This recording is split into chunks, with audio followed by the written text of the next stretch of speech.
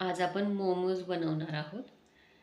हे मोमोज बनवण्यासाठी आपल्याला पीठ मळायची गरज नाही कोणता पोळी लाटायची आपल्याला आवश्यकता आहे। हे असेच आपण बिना पोळीचे आणि पिठाचे बनवणार आहोत। तर चला मग सुरुवात करूया। इथं मी एक कोबी घेतलेला आहे, त्याचे वरचे आपण पाणी काढून घेऊया।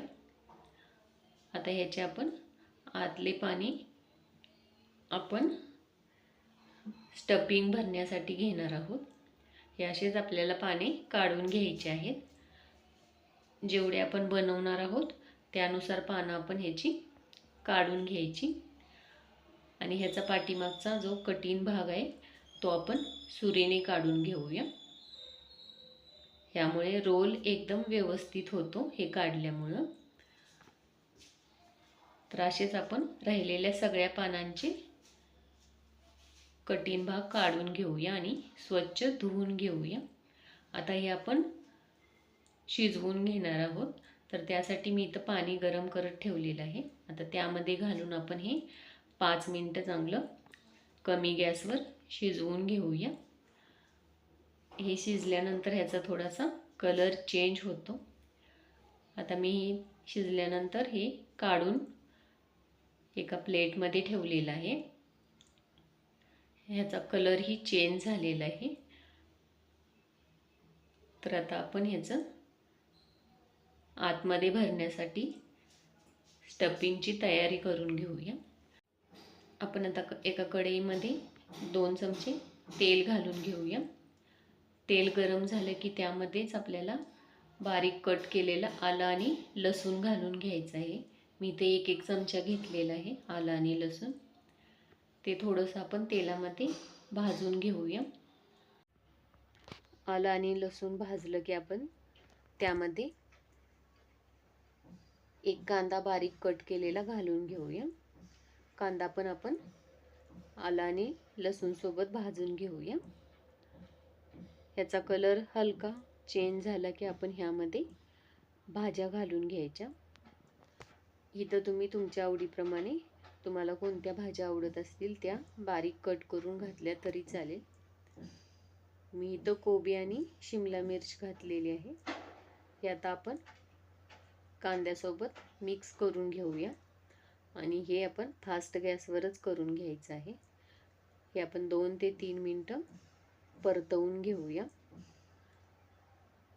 आता हे परतल्यानंतर आपण ह्यामध्ये वरून 1 छोटा चमचा काळी मिरी पूड, चवीनुसार मीठ, 1 चमचा सोया सॉस आणि 1 चमचा व्हिनेगर घालून घेऊया आणि हे पुन्हा एकदा मिक्स करून घेऊया।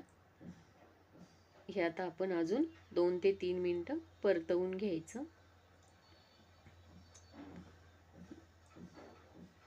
2 ते 3 मिनिटं परतल्यानंतर आपण ह्याचा गॅस बंद करून घेऊया आणि वरून बारीक कट केलेली कोथिंबीर किंवा कांद्याची पात घातली तरी चालेल। आता हे एकदा मिक्स करून घेऊया। आता हे आपल्याला एकदम थंड करून घ्यायचं आहे। हे आपण आता थंड करून घेऊया। थंड झाल्यानंतर आपण हे आता भरायला घ्यायचं। तर इथं आपण कोबीच्या पानामध्ये 1 ते 1.5 चमचा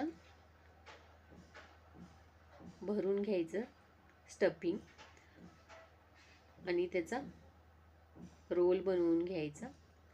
एकदम दाबून आपल्याला हा रोल बनवायचा आहे, म्हणजे हा ओपन होणार नाही। इथं मी जसं दाखवले तसंच भरून घ्यायचं। ह्यात आपण बाकीचे राहिलेले सगळे असेच भरून घेणार आहोत।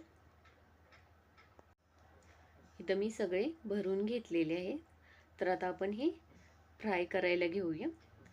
हे तुम्ही वाफवून घेतले तरी चालेल किंवा असे फ्राय केले तरी चालेल।